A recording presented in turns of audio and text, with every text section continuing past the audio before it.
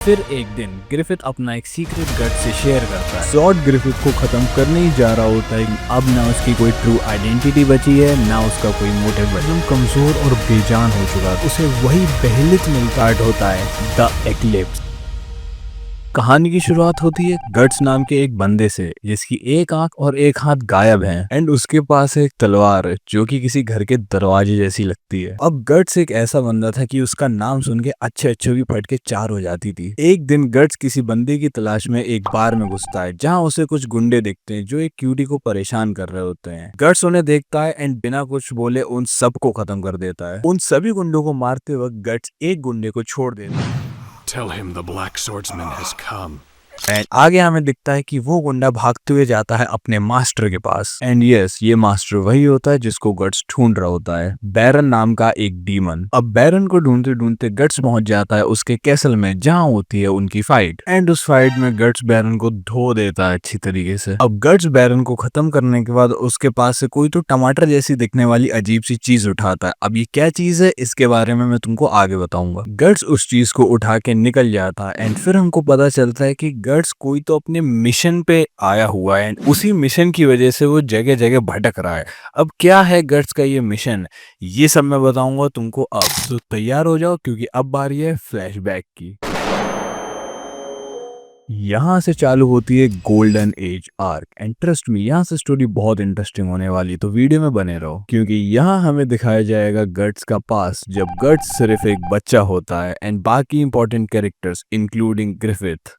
हाँ, ये वही बंदा है जिसको तुमने as one of the most hated anime character के नाम से कभी ना कभी तो सुना ही होगा। लेकिन गोल्डन एज आर्क शुरू करने से पहले हम कुछ इंपॉर्टेंट कैरेक्टर्स के बारे में जान लेते हैं जिससे हमें स्टोरी समझने में थोड़ी आसानी होगी। तो सबसे पहले मिलते हैं ग्रिफिथ से। ये बैंड ऑफ द हॉक्स का लीडर है एंड ये बंदा अपने आप को बहुत बड़ा चौधरी समझता है। इसके हिसाब से पूरी दुनिया इसके कब्जे में होनी चाहिए एंड यही है इसका ड्रीम। नेक्स्ट आती है कैस्का, ग्रिफिथ की टोली की इकलौती लड़की एंड ये एक तलवारबाज होती है एंड ये किसी भी लड़के को पसंद नहीं करती है। ऐसा क्यों, वो तुम्हें आगे पता चल जाएगा। नेक्स्ट आता है जॉर्ड। अब जॉर्ड एक बहुत ज्यादा मिस्टीरियस और पावरफुल डीमन है जो अपने आप को इमॉर्टल बताता है। इसका आगे कहानी में रोल है। गोल्डन एज आर्क की शुरुआत होती है नन्हे गट्स से जो कि सिर्फ 15 साल का होता है, लेकिन 15 साल के होने के बाद भी उसकी जिंदगी कुछ खास बढ़िया चल नहीं रही होती है। 15 साल की उम्र में ही वो वॉर एंड बैटल फील्ड्स में लड़ता रहता है। अब गट्स की ना कोई फैमिली थी ना कोई दोस्त था, वो अकेला बंदा अपने तलवार लिए बस बैटल कर रहता था एंड बैटल करने के बदले उसको कुछ पैसे मिलते थे जिससे वो अपना पेट भर के गुजारा करता था। फिर सीन शिफ्ट होता है एंड हमें एक टूर्नामेंट दिखाया जाता है जहाँ पे एक उल्टा मटका पहने नाइट जिसका नाम होता है बाकुजो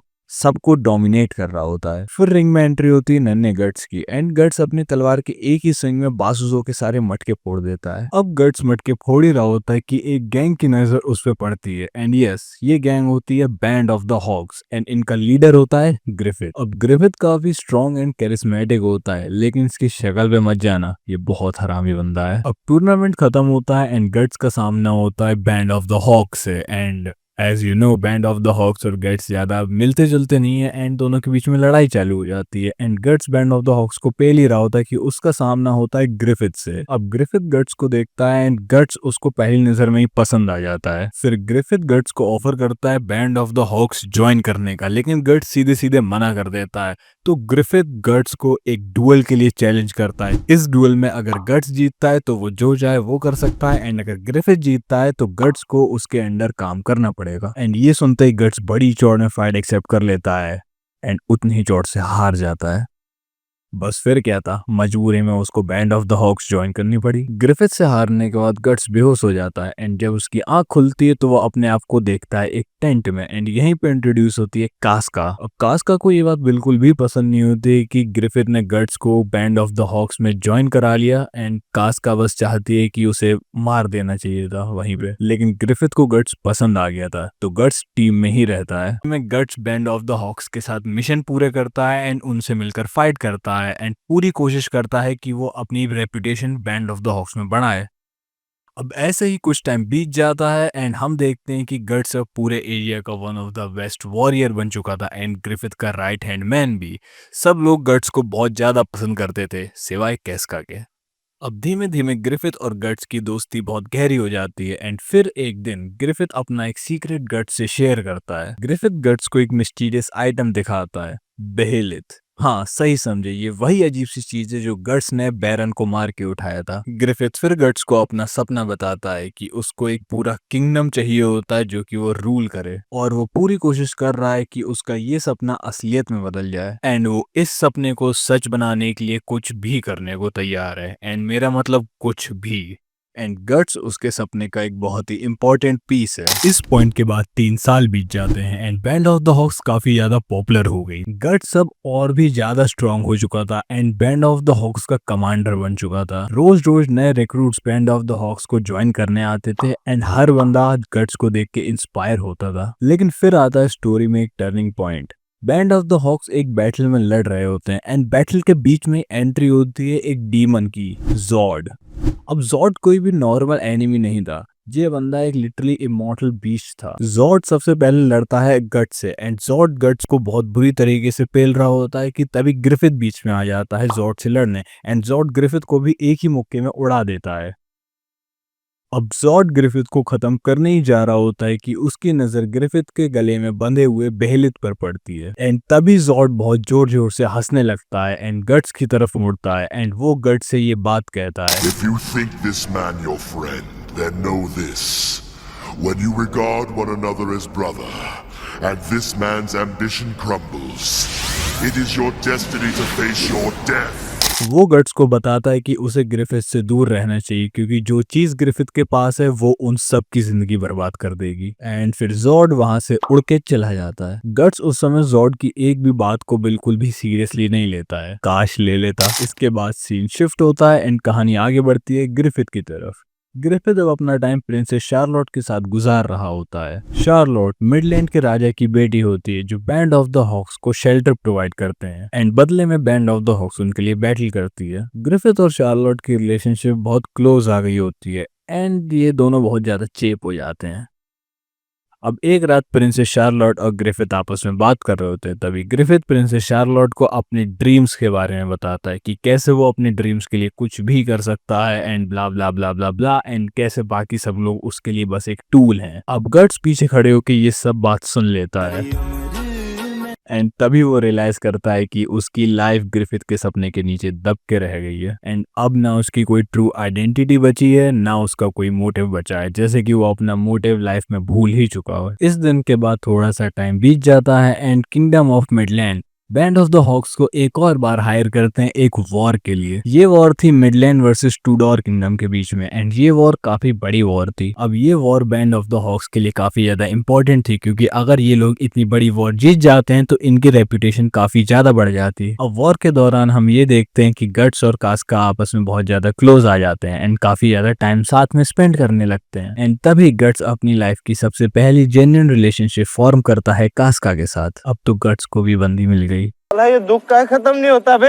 अब वॉर खत्म हो जाती है and band of the hawks जीत जाते हैं एंड टूडोर किंगडम को घुटनों पर गिरा देते हैं एंड इसी तरह Band of the Hawks Midland के लोगों के लिए हीरो बन जाते हैं। अब वॉर खत्म होती है एंड वॉर के बाद गट्स डिसाइड करता है कि उसने दूसरों के लिए बहुत लड़ लिया है और अब उसे अपनी लाइफ पे ध्यान देना है एंड खुद के लिए एक मोटिव ढूंढना है एंड इसी तरह गट्स डिसाइड करता है कि वो बैंड ऑफ द हॉक्स को छोड़ देगा। जब बैंड ऑफ द हॉक्स के मेंबर्स को ये बात पता चलती है तो सब शॉक में आ जाते हैं, लेकिन सबसे बड़ा झटका ग्रिफिथ को लगता है। ग्रिफिथ को गट्स का डिसीजन बिल्कुल भी पसंद नहीं आता है। वो नहीं चाहता है कि Guts Band of the Hawks को छोड़े एंड वो गट्स को फिर से एक बार चैलेंज करता है एक 1v1 बैटल के लिए एंड यहाँ आता है बर्सर्क का एक iconic moment, guts and Griffith का रीमैच। सेम जगह होती है, सेम रूल्स होते हैं, जीतने वाला डिसाइड करेगा कि क्या होना चाहिए। लेकिन इस टाइम तक गट्स इतनी सारी वॉर्स लड़ चुका होता है, इतनी सारी बैटल्स फाइट कर चुका होता है कि वो बहुत ज्यादा स्ट्रांग हो गया होता है एंड वो ग्रिफिथ का रास्ता नाप देता है एंड ये पहली बार था कि ग्रिफिथ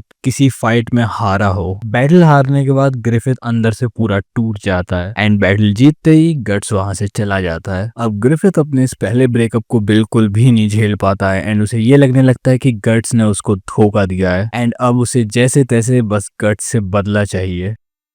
दूसरी तरफ हम देखते हैं कि गट्स भी लगातार ट्रेनिंग कर रहा होता है स्ट्रॉन्ग बनने के लिए। फिर एक दिन उसे पता चलता है कि बैंड ऑफ द हॉक्स मुसीबत में है। इस टाइम तक बैंड ऑफ द हॉक्स की लीडर कास्का बन चुकी थी एंड सभी आर्मी के हिट लिस्ट के टॉप पे थी। अब गट्स वापस जाके बैंड ऑफ द हॉक्स को रीजॉइन कर लेता है। गट्स एंड कास्का रीयूनाइट होते हैं एंड अपनी पुरानी प्रॉब्लम्स भूल के एक close and loving relationship start करते हैं। फिर गट्स एंड कास्का डिसाइड करते हैं कि वो ग्रिफिथ को ढूंढकर बचाएंगे। दोनों मिलकर टावर ऑफ रिवर तक पहुंचते हैं जहां ग्रिफिथ को बंद करके रखा गया था एंड फिर उन्हें वहां दिखता है ग्रिफिथ। ग्रिफिथ एकदम कमजोर और बेजान हो चुका था। उसकी हालत इतनी ज्यादा खराब हुई थी कि उसके मुंह से आवाज तक नहीं निकल रही थी। शरीर के नाम पे सिर्फ उसकी हड्डियां बची एंड उसके ऊपर से इन लोगों ने ग्रिफिथ का औजार भी काट दिया होता है। अब ग्रिफिथ का टॉर्चर तुमको सुनने में तो बहुत हल्का लग रहा हुआ, लेकिन बिलीव मी इसका टॉर्चर बहुत ज्यादा डार्क है। अगर तुम चाहते हो कि हम ग्रिफिथ के टॉर्चर पे एक सेपरेट वीडियो बनाएं एंड वो सब कुछ डिटेल में एक्सप्लेन करें जो ग्रिफिथ के साथ हुआ उस पूरे 1 साल के टाइम में, तो कमेंट में बता देना। और साथ ही साथ हमारे डिस्कॉर्ड सर्वर भी ज्वाइन कर लेना, क्योंकि यहाँ पर तुम्हें अपने जैसे और क्यूरियस लोग मिलेंगे और तो और बहुत क्रेजी वैल्यू जो शायद पूरे इंडियन एनिमे कम्युनिटी में कोई प्रोवाइड ही नहीं कर रहा है। सो लिंक्स डिस्क्रिप्शन में जाके चेकआउट करो। चलो वीडियो पे वापस आते हैं। अब गट्स एंड कास्का ग्रिफिथ को ले तो आते हैं, लेकिन बैंड ऑफ द हॉक में सब लोगों का दिल टूट जाता है, क्योंकि जिस बंदे को वो एक टाइम पे अपना ग्रेट लीडर मानते थे उसकी हालत अब इतनी ज्यादा बेकार हो चुकी थी कि वो जिंदा लाश बन के रह चुका था। बस कास्का डिसाइड करती है कि वो ग्रिफिथ के साथ कुछ समय तक रहेगी उसका ख्याल रखने के लिए। अब ये सब देख के ग्रिफिथ को बहुत ज्यादा एम्बेरसमेंट फील होती है एंड वो डिसाइड करता है कि वो अपने आप को अंडू कर देगा। अब इसके आगे चीजें बहुत ज्यादा इंटरेस्टिंग होने वाली हैं। सो अगर तुम वीडियो में यहाँ तक पहुंच चुके हो एंड लाइक एंड सब्सक्राइब नहीं करा है तो जाके फटाफट कर दो, क्योंकि यहाँ से स्टार्ट होने वाला है बर्जर्क का डार्केस्ट मूवमेंट। अब हम देखते हैं कि ग्रिफिथ वहां से एस्केप करने की कोशिश कर रहा होता है, लेकिन वो बंदा इतना ज्यादा वीक हो चुका होता है कि वो कुछ कर ही नहीं पा रहा होता है। रास्ते में ही उसकी गाड़ी क्रैश हो जाती है एंड ग्रिफिथ वहीं पास की एक शैलो रिवर में जाके गिर जाता है एंड यहाँ पे उसे वही बहलित मिलता है जो उसको सीरीज की स्टार्ट में दिखाया गया एंड तभी ग्रिफिथ के शरीर से जो खून टपक रहा होता है वो उस बहलित पे पड़ता है एंड अचानक से वो बहलित हो जाता है एक्टिवेट एंड यहाँ से स्टार्ट होता है द एक्लिप्स। आसमान लाल हो जाता है, हवाएं उल्टी डायरेक्शन में चलने लगती हैं और किसी को कुछ भी समझ में नहीं आ रहा होता है कि हो क्या रहा है एंड एक्लिप्स स्टार्ट होते ही गट्स, कास्का एंड पूरी की पूरी बैंड ऑफ द हॉक्स एक दूसरे डायमेंशन में शिफ्ट हो जाते हैं और फिर हमें इंट्रोड्यूस कराया जाता है द गॉड हैंड से। अब ये कोई ऐसे वैसे बंदे नहीं है, ये 5 एंशिएंट डीमंस का ग्रुप है और फिर इस ग्रुप का लीडर ग्रिफिथ को ऑफर करता है उनको ज्वाइन करने के लिए, लेकिन बदले में वो ग्रिफिथ की सोल ले लेंगे और उसको एक डीमन बना देंगे। लेकिन ग्रिफिथ इसके बाद बहुत ज्यादा पावरफुल एंड स्ट्रॉन्ग बन जाएगा और इसके बदले वो मांगते हैं सबसे बड़ा सेक्रीफाइस, उसकी पूरी आर्मी की डेथ। ये सब सुनने के बाद गट्स को लगता है कि ग्रिफिथ इस ऑफर को क्यों ही मानेगा, क्योंकि वो उनका दोस्त है एंड वो लोग उसे अभी अभी बचा के लाए हैं टॉर्चर से। सो देयर इज नो वे कि ग्रिफिथ ये डील एक्सेप्ट करेगा,